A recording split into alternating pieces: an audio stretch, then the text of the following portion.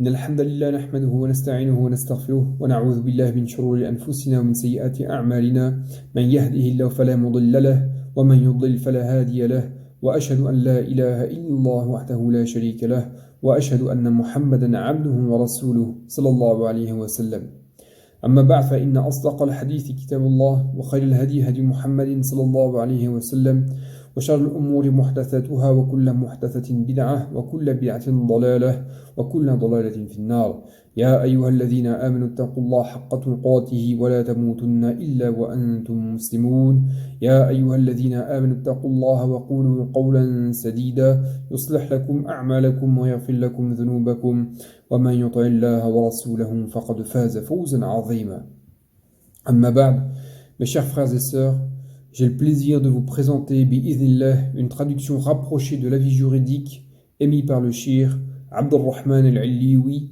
sur le fait de prier la prière de Tarawih entre le Maghrib et l'Isha dans les zones où l'heure de l'Isha serait relativement tard.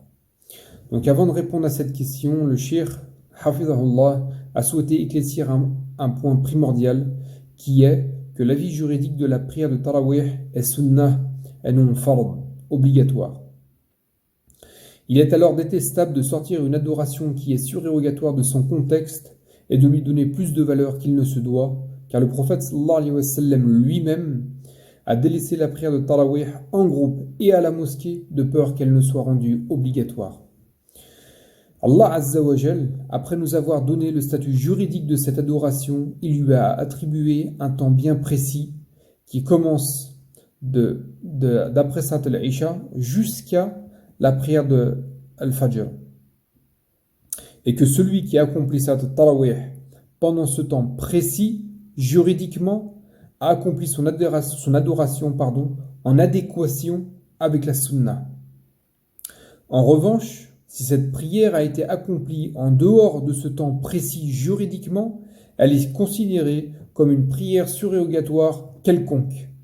Et elle ne peut pas être qualifiée de prière de Tarawih.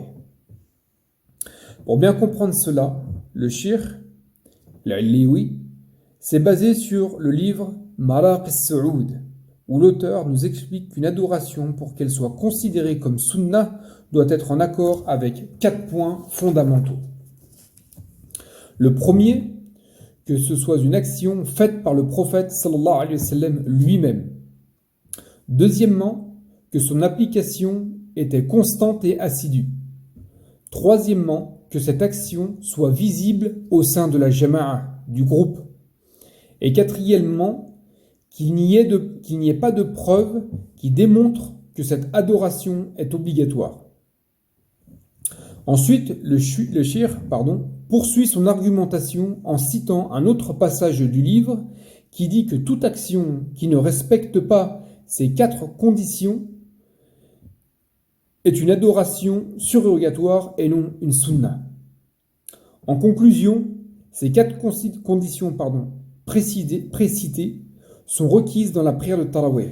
Le prophète sallallahu alayhi wa sallam lui-même l'a faite en jama'a, en groupe. Ensuite, il a dû la délaisser dans un contexte bien précis. Ensuite, le calife Omar radiyallahu anhu l'a remise en application en groupe à la mosquée et en aucun cas un texte n'est venu approuver son obligation. Donc il faut impérativement lier cette adoration à son temps légitime juridique qui est après la prière de l'Isha jusqu'à la prière du Fajr pour qu'elle soit considérée comme une sunna et tout simplement considérée comme la prière de Tarawih. Jazakumullahu khayran.